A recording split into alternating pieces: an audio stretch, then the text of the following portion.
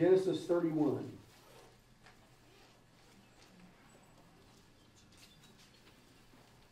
Genesis 31. We left off at, we looked at verses 1 through 9 last week. Yes? Before we get started, I have a couple questions. I'm sure you'll be happy with that. Maybe. Maybe not. Okay. First one, when he cut the limbs, the sticks, Mm-hmm. and he put them down in the water for the cattle to drink, do you think that God led him to believe that? No. Do you think that's divination? I think that's I'm going to put it in old fashioned, I think it's an old wives' tale, they believe. But it happened. It did. But was it because he did that, or was it because God made it happen? Well, if he believed that that would happen, and it kind of goes along with what God would do. I don't know. I believe God put it in his mind to do it. Okay. And he didn't elaborate. Next thing is, what is a mandrake? I mean, I know it's a big old goose. Well, I can tell you what they believed it was. Was it a goose? No, it's a big plant. Oh, okay. It's a big plant. A big plant. Yes. Okay. With large roots, as I understand it. Okay, I thought they were talking about geese. No. I thought there was some kind of geese. Nope. No. Larry?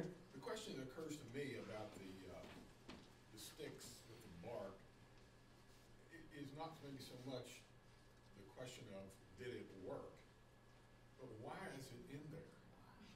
You know, if it's simply, That's a good question. if the point simply is that God prospered him, why do we have this intricate detail about that in the scripture? Because the scripture, a lot of it is not very descriptive.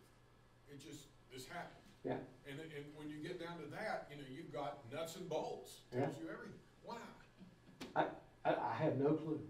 I mean, in the sense that it seems with Jacob's life, there's a lot of detail.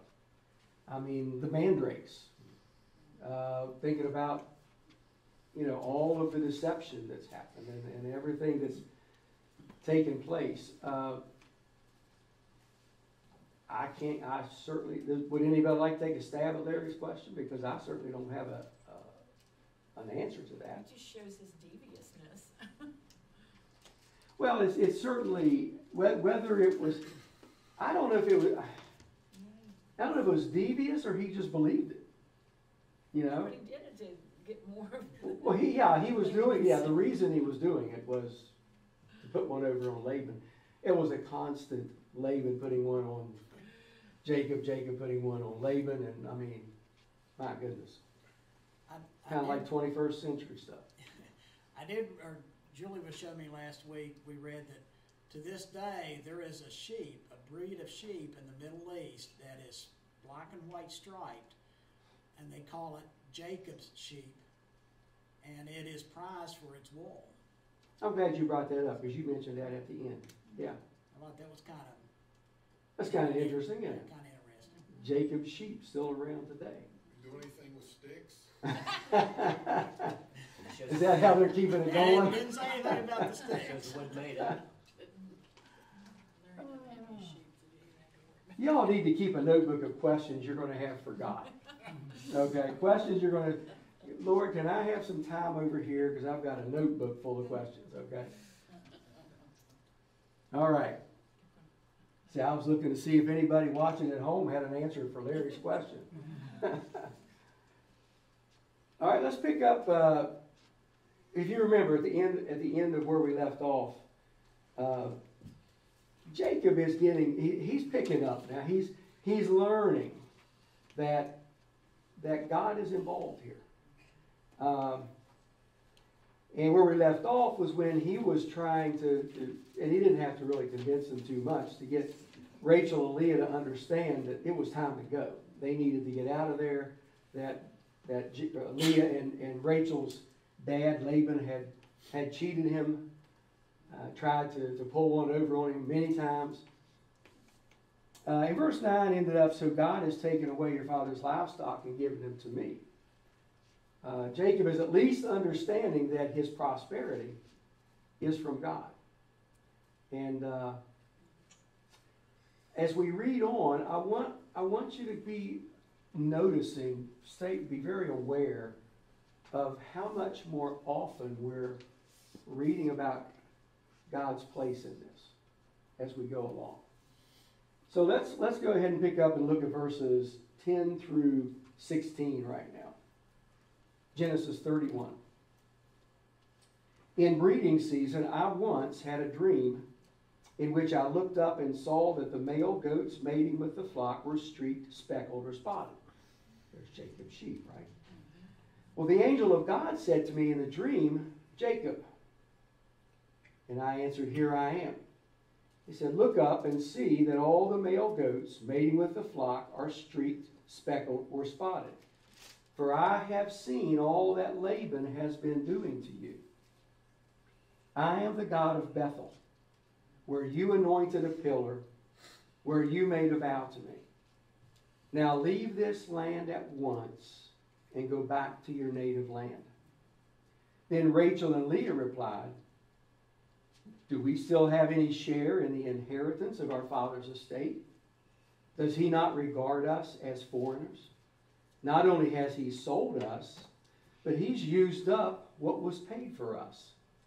Surely all the wealth that God took away from our father belongs to us and our children.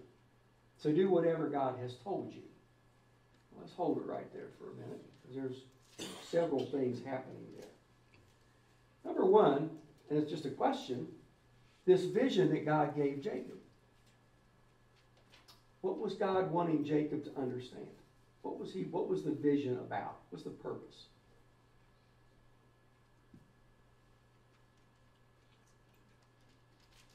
Sticks didn't have anything to do with it. No, he's saying this, this increase in the flock, these streaks spotted, that was me. Okay? Not the sticks. Yeah? What's grizzled? What does that mean? Because my Bible says they were grizzled. What? Read the verse from your Bible. And it says, all the rams which leap upon the cattle are ringed, straight, speckled, and grizzled. For I've seen all that Laban done. For I've seen all that Laban had done unto thee. Does that mean like they're Did I hear you say the word spotted anywhere in there? That's what it means. He said all three of them. Leap upon the cattle are ringed, straight, speckled, and grizzled. Okay, it's probably translated what is now translated in the NIV as spotted. That's a guess. Well, speckled would be spotted too. Yeah, could be. Anybody else have grizzled? That's King James, right? Yeah. Anybody else? Any other translation have grizzled? Could it mean that they were lean and mean or something? No, it means they were healthy, they were speckled, spotted, streaked, and grizzled. That's all it's saying. I mean, they're healthy sheep because it's a good flock. They just don't look the norm. Because in the Middle East, at that point in time, sheep were typically white, goats were typically black. Really? Yeah. So the speckled was considered weakness. Well, typically they were weaker sheep. Streaked with gray hair. Streaked with gray hair. Yeah, that's what Oxford says. Okay. What translation is that? That's the dictionary. That's the dictionary. Oh, is that what grizzled means? Yeah, grizzled means streaked with Well, that gray is hair. not what I thought grizzled meant. When a man is considered, when they say he's grizzled, he's a grizzled old man, usually means he's got a streaked There's a beard. few is in there that are grizzled. Okay, bunch of grizzled people. Piece of meat. Okay, all for grizzled. What else do you see happening in these verses? Why does God refer to himself as the God of Bethel rather than the God of Abraham and Isaac? He's reminding Jacob of his experience. Exactly. Right. He's reminding him of that first-hand experience, right? Of what he experienced and saw when he saw the stairway to heaven, the angels ascending and descending, and God standing at his head. Also kind of reminding him of his vow that Jacob made to him. He is. Where you made a vow to me. You made a promise to me, right? Where you anointed a pillar. So you see right now, and as you read along through the pages of the Old Testament, Bethel becomes a very special place. Of course, meaning the house of God. So, yeah, I hear him saying to Jacob, as the God of Bethel, I am your God. So now it's the God of the father, Abraham, Isaac, and Jacob. So it's a very, I think that's God knows how to talk to us. He knows how to reach us and get the point across. Any thought about Rachel and Leah and what they're all in agreement. They are in agreement. Time to get out of Dodge. Over money. Time to get out of Dodge. Well, and maybe I don't know. One of the commentaries I read shared a thought that I was not really that familiar with. And I wrote this out legally. I mean, she makes the point that her dad has sold them and used up the money that was given. If you remember, that's the bride price. Okay, that's what everybody had to pay. This one particular commentary said a father is to hold on to the bride price till his death or the death of his daughter's husband, which, if her husband died, would leave her potentially impoverished. In either case, the bride price was to be given at that point back to his daughter for her to use. And in this case, of course, Laban is the one who took the bride price. The bride price was the 14 years of labor that Jacob gave.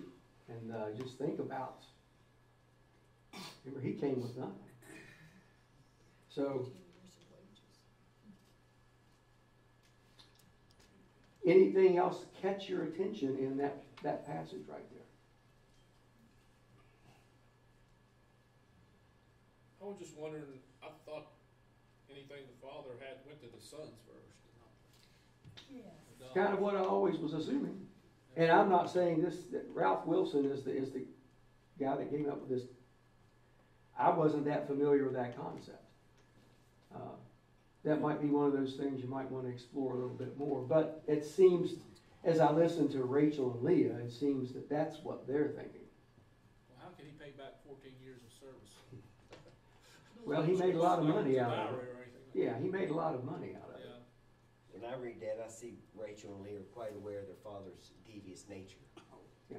Yeah, it kind of seems like verse 16 they're kind of upset, mad, and just like, let's leave.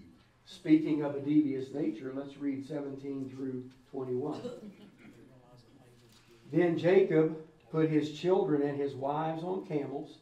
He drove all his livestock ahead of him, along with all the goods he'd accumulated in Padan Aram, to go to his father Isaac in the land of Canaan.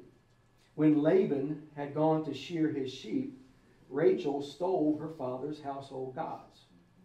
Moreover, Jacob deceived Laban, the Aramean, by not telling him he was running away. So he fled with all he had. Crossing the river, for Euphrates, he headed for the hill country of Gilead, which, if you picture Gilead, it's if you're thinking in your mind of a map of Israel, Gilead would be to the east of Galilee, the Sea of Galilee, and down to the Jabbok River, if you picture the map. I find it fascinating. Here's a guy ready to take off running with all his family and herds, and how do you race with that, right?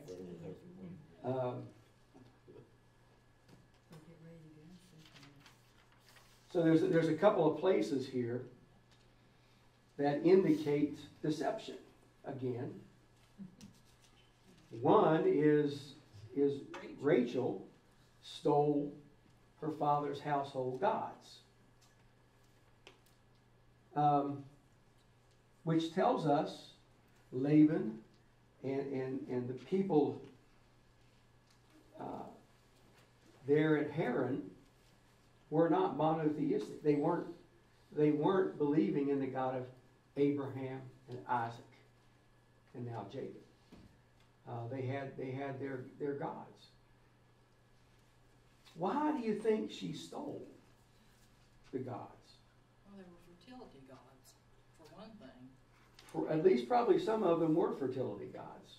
Typically they're about this tall, and they're typically nude statues with oversized sexual organs. It's just kind of how they're made.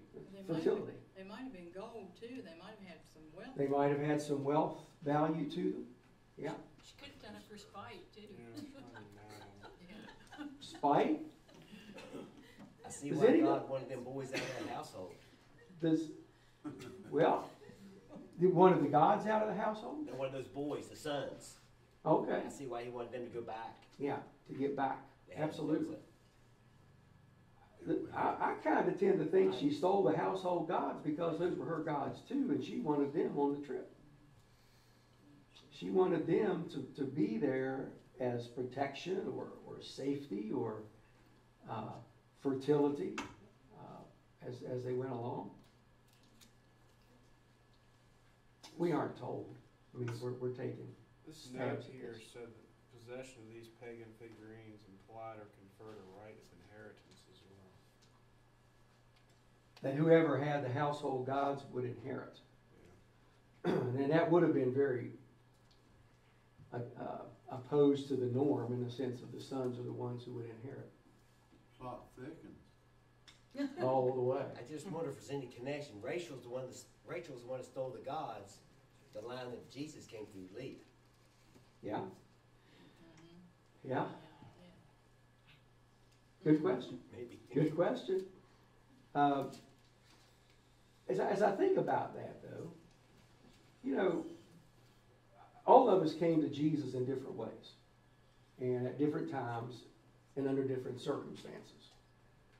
And as you look at your life, or just Christians in general, are there ways that we tend to fall back into old patterns of thinking and behavior when we get in a crisis?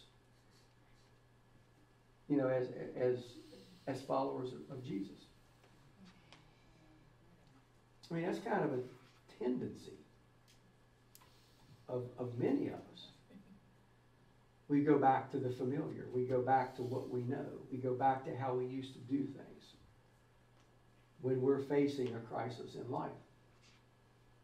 Now, that's not what God wants us to do, but it's what we sometimes tend to do.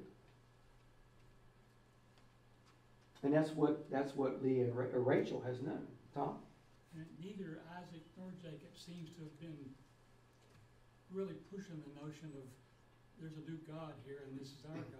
They haven't been very upfront about that, at least from the story we're reading. And the thing, yeah, I see what you're saying. I think with Jacob, Bethel was a turning point. Not that he had it all figured out, but it was definitely a turning point. And from that point, he was learning more and more and more of who God truly is for his life. And it wasn't just something he had been taught. Can we understand that? I mean, how many of us grow up in the church, grow up in Sunday school, grow up in youth group, and the light doesn't really come on? We might even, I hate to say this, but it's true, we might even get baptized. We might even join the church because it was kind of expected, and we know the answers enough to be able to get it across. And you know, mom and dad are very happy when we get baptized. But yet, until it becomes our own, that light isn't bright. I don't know. Any thought about that? I would hope Jacob be coming around. It's the third time God's visiting him. I mean, surely you'd get the point here eventually. Wow. Sink in, wouldn't it? Yeah. When he came to him in the dream. I guess I just keep thinking how many times God comes to us. How many times we learn something. How many times He teaches us. How many times we see Him move and we get real excited and we thank Him and praise Him. And then as we go along, or, you know, we can kind of fade sometimes. But he is coming. Maybe not as fast as we want Him to. And maybe God thinks that about us a little bit. Maybe we're not coming quite as fast as He wants us to. Sure. Do you ever But, think God comes to us and we're not even aware of it? Yep. I sure do. I think He sure can, yes. I think a lot of it's going to depend on our heart, our desire, where we are. Do we want to walk with Him? Do we want to hear from Him? And I think Matthew 7:7, ask and it will be given to you. Seek and you will find. Knock and the door will be open. Jeremiah 29:13, you'll seek me and find me when you seek me with all your heart. I don't hear the lukewarm thing. I'll spit you out of my mouth. I don't hear God saying to us, I want part of you. I want you at least to acknowledge me. I want you at least to give me an hour each week. I hear Him saying, I want you. All of you.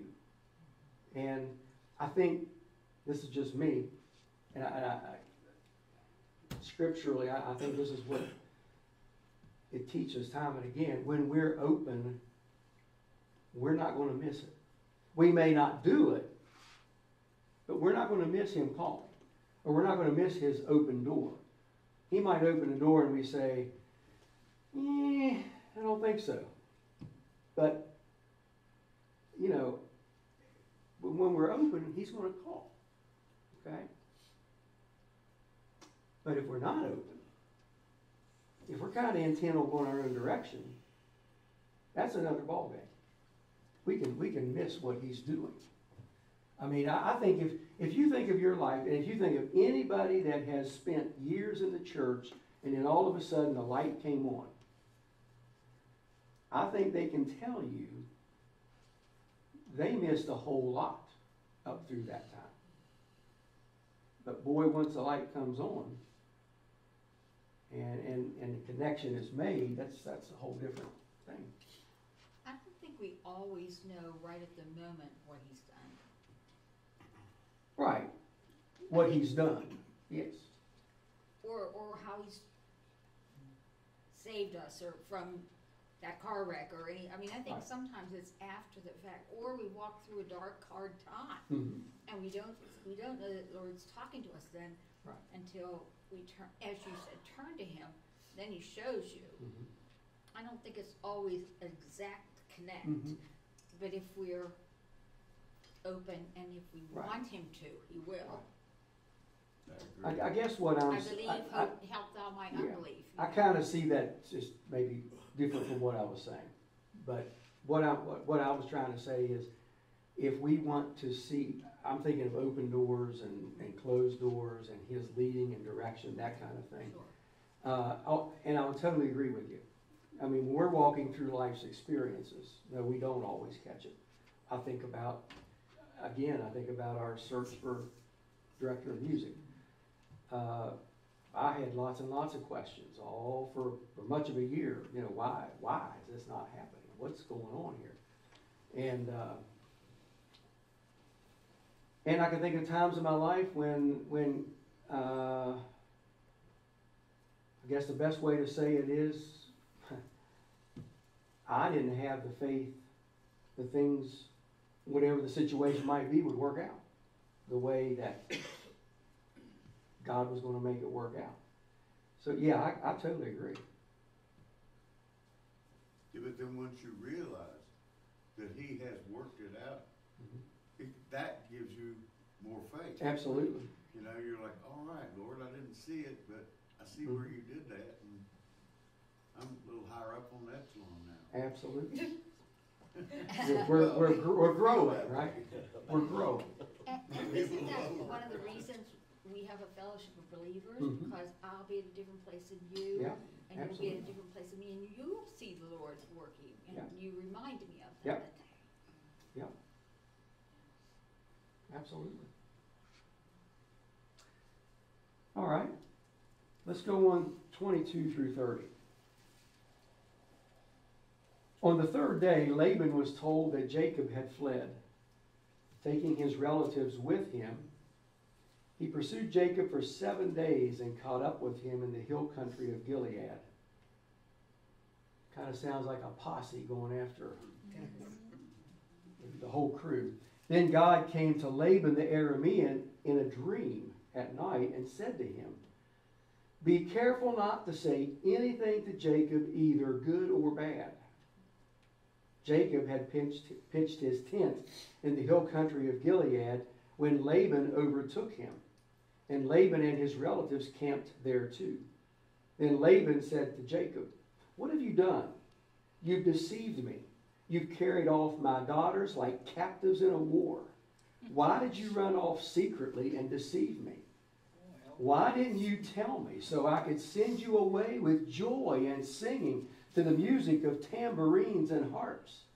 You didn't even let me kiss my grandchildren and my daughters goodbye. You've done a foolish thing. I have the power to harm you. But last night the God of your father said to me, 'Be careful not to say anything to Jacob, either good or bad.' Now you have gone off because you long to return to your father's house. Why did you steal my gods?" Woo! We got a rant going on here, right? Don't say anything. Don't say anything, good or bad. He didn't pay attention to what God told him to do. Well, see, I kind of think he did. No, I don't think he did. I think he did because he would have done something drastic. Well, he said not To good or Jacob. bad. He didn't want him to tell him Yeah. anything. He said neither good nor Are bad. you thinking something, Scott? Me, I don't know, I kind of agree with it. It's like, what was he not supposed to say? Because He he just seemed to did, say a right? whole lot. He just let her rip, right? Yeah. I think Jacob was on the line and he knew where the line was. Now I'm not Jacob, Laban. I think he knew where the line was and he knew he better not cross it or the God of Jacob's father was going to take him out, going to deal with him. But that's just me. What do you think about what he said? Do you think he was sincere? Do you think he was just laying it on Jacob? He had a lot of nerves talking about being deceitful. And sold his daughter. A deceiver calling a deceiver? Yeah. He was more concerned about the gods than he was his children and grandchildren. That was his last question, right? Why did you steal my gods? What's that tell you, though? That tells you they were pretty important to him. Why are you taking my gods? Isn't that crazy? You can steal God. But, Rock, did you say something? No, I didn't say anything. Okay. Okay. I think the gods were a little smaller than that water bottle. Might, yeah. So, I guess the question would be,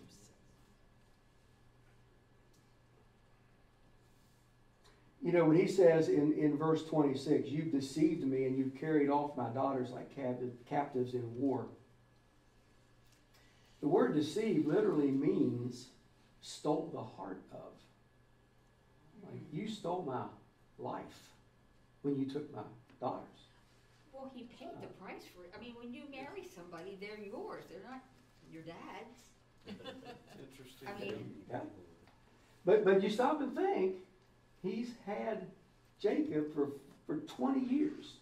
20 years he's had Jacob and his daughters and his grandchildren. Yeah. All right there. And he's not the least bit happy they're going away. Now, it's highly debatable, and we'll never know if he would actually have thrown a party and given his blessing for them to go. I find that very hard to imagine. I find that very doubtful.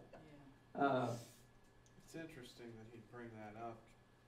Just previously, Rachel and Leah were just having the conversation about how he regarded them as foreigners. How they felt deserted, sold, right? Well, he had mentioned, Jacob had mentioned before about going back to his father, and Laban kind of tricked him into staying another 6 years. Now, he got 20 years out of it. He got 13 extra years out of it. No, he's not gonna throw the party and all that stuff. He'd have come up with some other idea to Keep him right keep there. us right. God told him to leave and Jacob left. Y'all sound upset at Laban. A lot of these people don't sound very nice, actually. Well, now something that kind of jumps out to me is verse 29 when he says, I have the power to harm you. That's kind of telling me he knows where the line is. I can give you a mouthful and I can let you know what I think, but I know where I've got to stop. And I'm not going to do what I would normally do or feel like doing in this situation. I have the power to harm you. But last night, the God of your father, which tells us very clearly it's not Laban's God. His gods were stolen. Okay? And I know that sounds kind of bizarre in our situation, but when you stop and think that there are millions of people in the world today, in the Hindu religion, who have household gods. Little figurines, little gods that they pray to. There are people who say no. Yeah. So, you know, when it says you stole my gods, of course, these are symbolic of, you know, gods that are envisioned. Laban's upset about that. He's upset that they're gone. He's upset that he's lost all this from his daughters to his grandkids, and we're going to hear more about that. And he's upset that the very core of his religious experience is gone. Can he not make new gods? Well, I mean, somebody had to make them. Well, you know, what you got me, like you said the God of your fathers, which meant it wasn't his God. Exactly. So why would he Listen. care if he thinks his gods are stronger than this one that came to him in his dream as to whether he offends Jacob? Well, I think John's bringing up a good question. He seems to be giving the God of Isaac, the God of Jacob's father, a whole lot of credit. I'm not so sure when the last time would have been that one of his gods he prayed to would have specifically said to him in a dream something. And he sensed very clearly from the one true living God who intervened in this situation. But to me, again, I'm seeing the living God, the God of Abraham, Isaac, and Jacob, involved more and more in this. I mean, you think about the promise, you think about children and descendants and wealth, the promise that all nations be blessed. It's progressing, and nothing's going to stop it, especially Laban. Okay? It makes me wonder why Isaac sent him there in the first place. Probably knowing that he did not believe in the God. Yeah, and I think that's a great question, Mary. And I think the thing we'd probably go back to as to why Isaac would have sent him, it was, as much as anything, I think it was Rebekah pleading the case for Jacob. We've got to get him out of here, in her mind, because Esau's going to kill him. And they were trying to spare him. I mean, they got him out so fast, they didn't even send him with anything. So he was traveling pretty much on his own. A lot of things aren't real well thought through, it seems like, in terms of decisions and reactions. But isn't that a challenge to us? I mean, it's a challenge to us to I don't know, I can't help it. Everywhere I look, I'm seeing how important it is to be connected. To not wait until a crisis hits until we call out to God, but that we're connected, and as we're connected, crisis is going to be a crisis, but at least we're tuned, and at least we can sense his direction, his presence, his movement. He's not deserting us. He's going to walk with us, and You know, when it comes to Rebecca and that spot, when it comes to, you know, just some of the things we've seen in this story, it's a reminder to us how important it is to stay rooted and connected. Anything else going through verse 40? This is just the beginning of this encounter. The rest of the chapter is about this encounter. So it's great. It's great. By the way, when you read about Mizpah, There's a response there. thanks, Gabe. We're hoping you get back with us very soon. Let me see. How's that worded in the King James? Mizpah is the Lord watch between me and thee when we are absent one from another. We kind of have that, maybe as you were growing up, didn't they used to have little hearts, and the heart would be in half, and one person would take half the heart, and the other person would take half the heart. And it was a real warm, sentimental kind of thought. Well, I want you to look at the origin of it and tell me next time when we get there if you think it's a warm, sentimental. That was always the prayer that Demma Milton's class used. Yeah. And I'm trying to think who it was that questioned to me why we used that prayer when it was really almost a curse. Yeah, it was a dire warning, wasn't it? Right. So anyway, if you're not familiar with that, if you finish this chapter, you're going to be familiar with it. But then again, the words themselves, if you take them and apply them into the context of a friendship, would be very applicable, right? We can pray it for one another. So, okay. Thank those who have been studying with us, and we're going to keep plugging along. And it's a beautiful thing to me about studying Scripture. There's no hurry. You spend time pondering, right? Let's stand together. Let's pray. Heavenly Father, I thank you for your word. It makes us, sometimes it makes our heads spin, Lord. Because we see things and read things that culturally we're not real familiar with. And so we wonder about things, but Lord, I thank you that they're there. And I thank you that as I look at Jacob's life and Laban's life and Rachel and Leah, Isaac and Rebekah, a lot of times I see myself. A lot of times we see ourselves. And still we see your grace.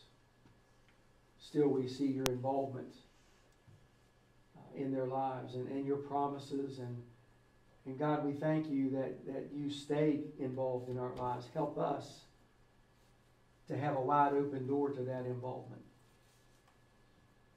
To stay rooted and connected in you. And we pray this in the wonderful name of Jesus. Amen.